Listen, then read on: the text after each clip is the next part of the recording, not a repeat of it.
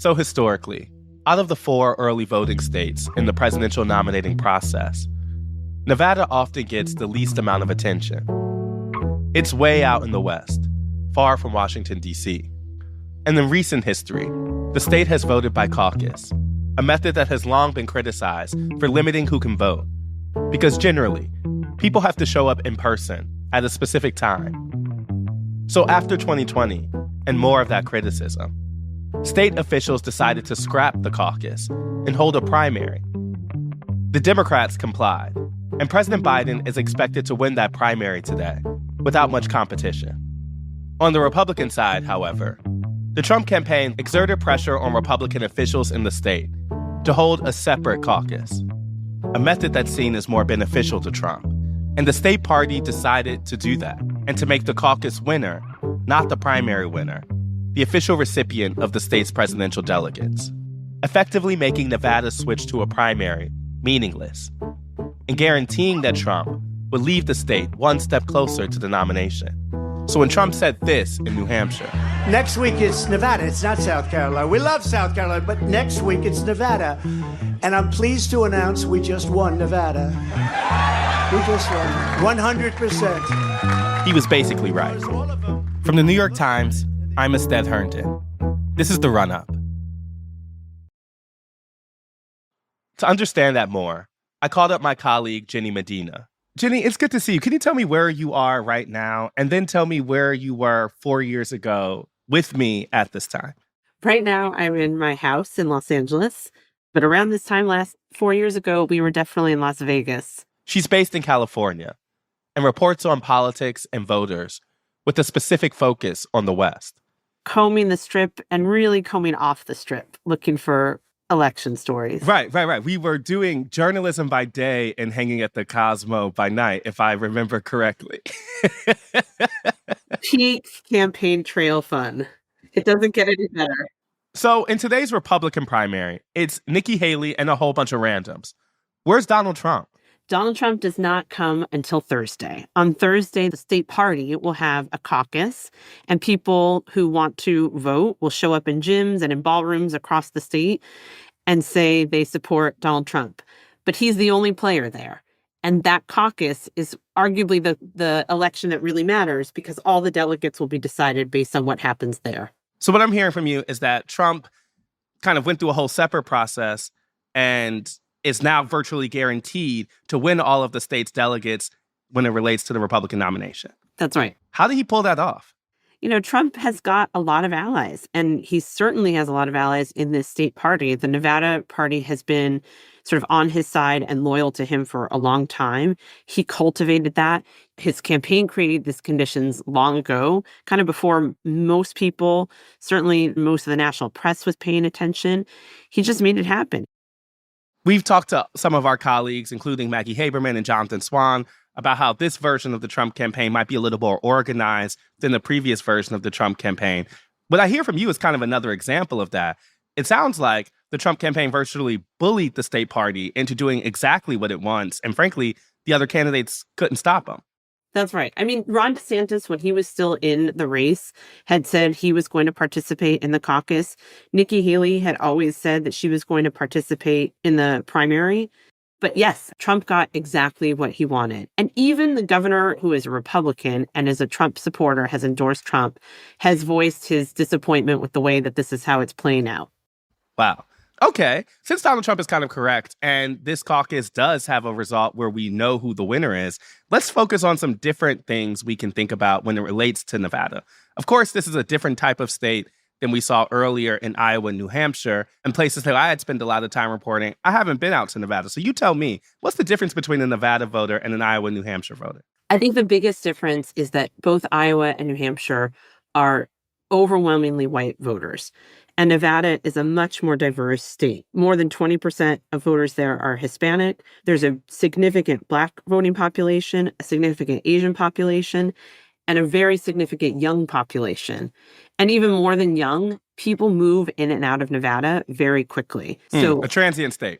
Very transient. And one of the things you always hear when you talk to political organizers and strategists is that they don't know who their body of voters is. voters who voted in 2020 are very different than voters who voted in 2016 and will be very different than voters who vote in 2024. Mm-hmm. You know, another difference that jumps out to me is that Nevada is a battleground state when we think of the general election, whereas Iowa and New Hampshire are less so. What clues do we have right now about who the most important voting bloc would be come November when it comes to a presidential contest, which is likely to be a rematch between Trump and Biden? Yeah, I mean, Nevada for a while, Obama won Nevada, and for a while, people thought of Nevada as being a blue state. But anybody who spends time there really does think of it as a purple state and a constant battleground state. And I think that's even more true this year. Why?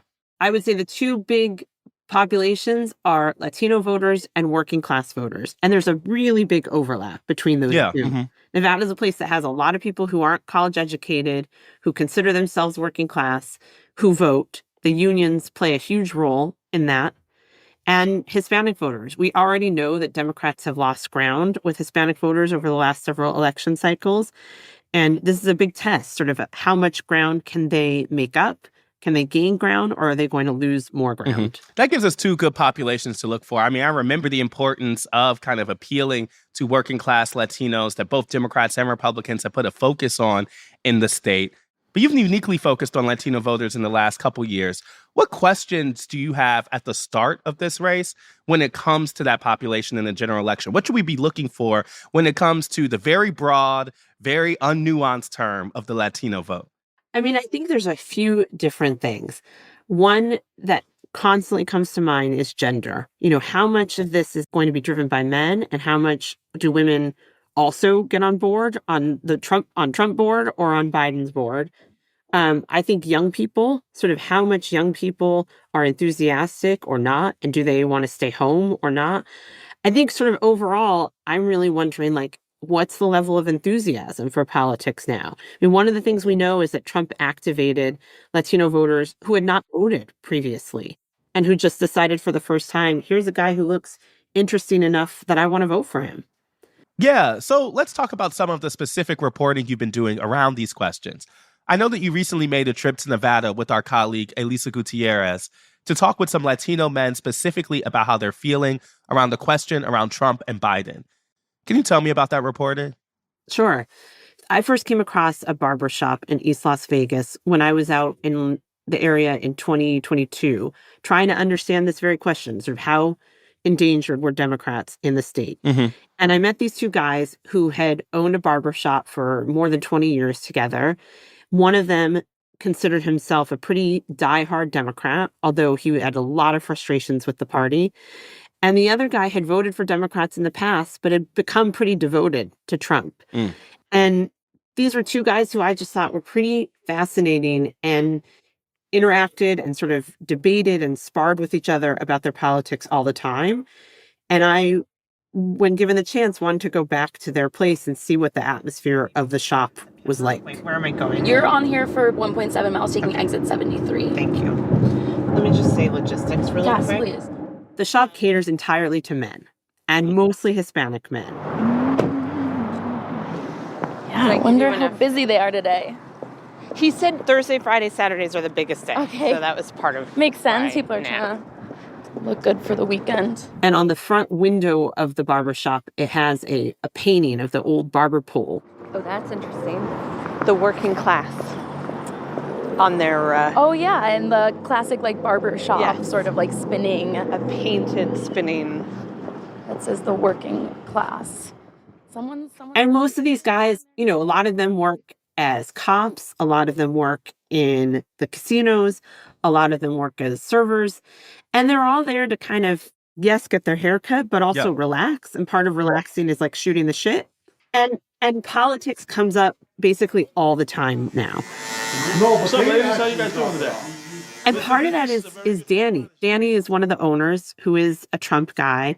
And Danny really has a good time. And he's a conspiracy theorist. So you might get some real crazy, deep, what's that shit called? The dark internet? No, I just question everything. Yeah, the dark, we might get some really dark web answers. Like, entertains himself by being provocative, by, like, kind of teasing people and talking about sort of what he thinks might offend or shock or just things that he thinks people will enjoy. That's why I think a lot of the Black Lives Matter, a lot of the political, sociological problems that are happening, we didn't have that happen here. Everybody here, the main color is green, money. Everybody's trying to, tours. Every barbershop has one barber who is purely there to start stuff. That is definitely Danny. So Danny, he does it all the time, and he kind of has really taken great pride and joy in being the Trump guy now.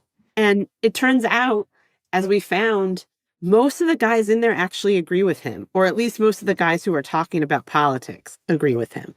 The people who told us they plan to vote this year, most of them said they plan to vote for Trump.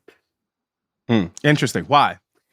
The whys are pretty complicated. It's tough to see what's going to happen in everything, right? In just the world in general. There's a lot of things going on that we have no control over. So it's tough. I mean, a lot of these guys have pretty dark visions of what the world looks like now, of what the United States looks like now. My youngest daughter, 32, don't want kids. She says she ain't bringing no kids in this damn world. Good for her. They feel like there's nothing in it for them. There's no way for them to get ahead. They're very worried about their kids being able to achieve or to get to the same kind of things that they had in terms of like a house or trappings of the middle class. So does she have a better economic opportunity than you do? Absolutely not. Absolutely. No one does right now. No one does. We got actors. They also feel like very attacked. I mean, one of the things that kept coming up again and again is how woke our society is now. You say the wrong thing right now. No, they're not even woke. They're sensitive. What does that mean? That means everybody's looking to be offended. Everybody wants. If they say something to their kids will be offended. This sort of feeling that like the ground is changing underneath them and there's nothing they can do to stop it. And this feeling of, that Trump is somehow an avatar for what is possible in this country. These are little things that the regular person has not the financial means to do. You said regular person. You guys were both like, yes, I'm so glad Trump is running. Trump's not a regular person. But he is a regular person. The fact that you can, as an individual, become successful just like he did, if you know how to. That his success is their success, that he shows anybody can do it. There's just a lot of excitement. There's a lot of desire for like, what do we have to lose? Let's blow up. The system isn't working for us. Let's blow it up with this guy anyway. Shake up America. That's why you're going to get it. All these ones that are soft out there, shake them up. You better act right because the big Uncle Trump might be coming back. You better act right. And these are guys, Danny included, who really believe in the lift yourself up by your bootstraps, who think their parents did it. My grandfather was an attorney during the Embarcadero program, the Ambassadero program. He'd come pick fruit for 3 months and made more during that time than an attorney in Mexico. Who think they've basically done it for their kids. Do you think your kids are having a better life than you had? Do you think your grandkids will have a better life? Because of me, though, because of me and my wife. And who want their kids to be able to do it for their grandkids. Like, they really, truly believe it. And that's what they are most concerned with. One of the first times I ever talked to Danny, he made it clear, like, we live in Vegas. We know better than anybody. Money's what makes the world go round. Yeah. I think that was one of the big takeaways in the 2020 election, when you did see Trump improve his numbers, specifically with some portions of the Latino electorate. Their concerns actually pretty much aligned. Things like a loss of American dream or a focus on the economy, or even some concerns about changing language and culture. That sounds kind of Trumpy, even if it's coming from an unexpected source. Yeah, and these guys, just to be clear, most of these guys who I'm talking about in this shop, for example, are not red hat MAGA wearers. They are not people who are super devoted to the Trump cause. They're not going to rallies. They're not flying flags off the back of their truck. But they're people who just feel like the political system doesn't speak to me, doesn't speak for me or speak to me. And this guy does. And they don't see him as attacking them at all. They don't feel attacked. They're like, he's just saying what he knows will work. I like Trump. You got to admit, Trump keeps you entertained. For entertainment value, I mean, it was fun to just, let's see what this fool's going to say today. Now, did he have good policies? Of course, but he had bad ones. He had good ones. A lot of women don't like him because of the dumb shit he said, grabbing whatever by whatever. He didn't mean women. He just meant, I'm going to grab him by his pussy. It is what it is. It's nothing. It's a man thing. And he said the wrong thing at the wrong time. And I mean, it's interesting because in that clip, you hear someone who is not only entertained by Trump, but likes the way that Trump offends people who he thinks are too sensitive. And, the quote, it's a man thing. I mean, it can't get more literal than that. How much when you were there, how much of it was what we would call maybe like traditional, like, maybe masculine identification with Trump versus more policy stuff like the economy or other things that you had mentioned previously? I think it's both. And I've talked to a lot of men in the past who have some version of it. Danny's a little bit more colorful and straightforward in how he says it. But there's not an insignificant number of men, of Hispanic men, who speak that way, who talk that way about Trump. I think it would be wrong to say that it is only about masculinity. I think it is also about like something slightly deeper, which is this feeling of like, I want to provide for my family. He's going to help me provide to my family. You know what I mean? Like, I would link those two things. I think the economy or the perception of the economy and the masculinity thing goes hand in hand. Right. It strikes me that Iowa, New Hampshire, and South Carolina, the early states that get the most kind of attention, play into the traditional kind of American dichotomy of really black and white electorate. That, when we talk about race or when we talk about people of color or we talk about new demographics, that really it's often the kind of Democratic Party leading with black people, which have traditionally been the largest section of its base when it comes to racial minorities. Some of that is changing and it's been a thing that we have covered for a while. Did anyone there speak to the kind of changing face of America and whether they feel they're included in that? Yeah, it's really interesting. I think the way that a lot of these guys think about this, even if they don't say it exactly this way, is we're here, get used to it. Like, they really conceive of themselves as being Mexican or Hispanic or Latino, whatever the label they use. That's like an important part of their identity. And they totally think of themselves as American. And George talked about this and how he thinks the party should be thinking about Latinos, who are the largest non-white voting group in America. I think the Democrats are letting us down, and they let us down. Why do you think that? Oh, well, it's obvious what's been going on over the year. They're not doing nothing for us. Everything they do is for the blacks and the white people, and that's it. If you let the news tell it, if you let the papers tell it, it's a black and white world, and we're not okay with that. And the reason we're not okay with that because we're the biggest group in America. We're the biggest voting group. If we stick together, we're the biggest voting group. We don't need to cater to nobody. We can determine who becomes president or not, but we're not united. The numbers don't lie. I mean, the last time you were on this show, we were talking about how the rise in terms of numbers of Latinos were reshaping the political landscape and the interests of both parties. There does seem to be a kind of growing understanding that political power can be exerted both to influence Democrats and Republicans. Absolutely. I think this person absolutely understands that in a way that I don't know that every voter does, but certainly some people do. And that's where you get to this, what do we have to lose attitude. They haven't done anything for us. How can we exert this power that we have? Let's try anything. What can we possibly do? What George shows, I think, is like, yes, there is definitely an element of anti-wokeism and, sort of pro-machismo or hyper-masculinity. There is definitely that. And there is definitely the economic stuff as well. But what George says so clearly is like, who is looking out for us? Like that big question, who's looking out for us? And he doesn't see it in in either party. But he goes to, what do we have to lose? Let me just try these Republicans and see what they can do for me. So we know how Trump may try to appeal specifically to groups like Latino men. But when we look ahead to the other side on what Democrats might do, what is the strategy to kind of undo the feelings of abandonment that you heard in the barbershop? I mean, the Democrats have taken what seems to be a pretty straightforward approach of trying to remind people how terrible Trump is and trying to remind people what Biden has done. But more of an emphasis on how terrible Trump is. And I think what you see in these men is like that may not be enough. That may not be effective.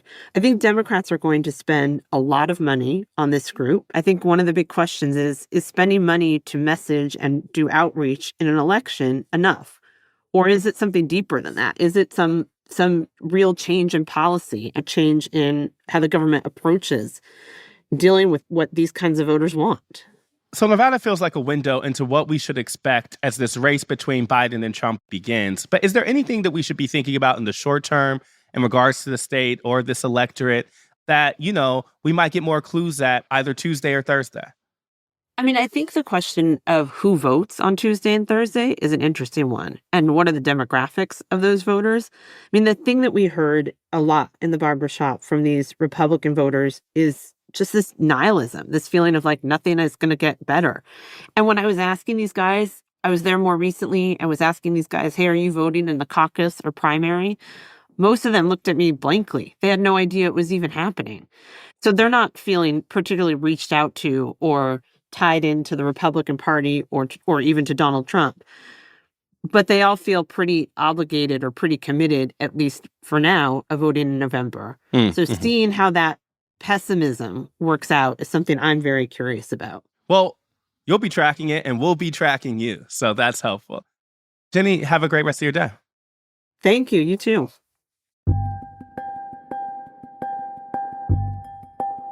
So as a refresher, here's how it's going to work. If you're a Republican voter in Nevada and you've managed to more or less figure out what's going on this year, you'll vote in the Tuesday primary if you support Nikki Haley or any of the alternative candidates on the ballot. But if you support Trump, you'll caucus for him on Thursday, where he's the only real candidate. And that's the only vote that will matter when it comes to choosing this year's Republican nominee. That's our special episode of The Run-Up for the Nevada primary. We'll be back on Thursday.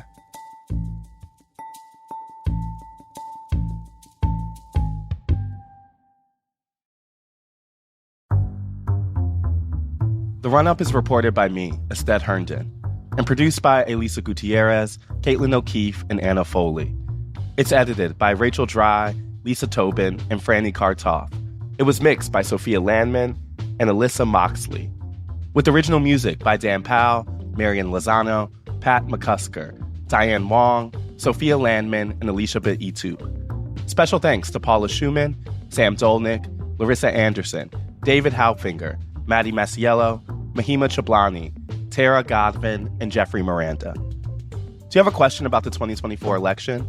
Email us at therunup@nytimes.com. Or better yet, record your question using the voice memo app on your phone, and then send us the file. The email again is therunup@nytimes.com. And finally, if you like the show and want to get updates on latest episodes, follow our feed wherever you get your podcasts. Thanks for listening, y'all.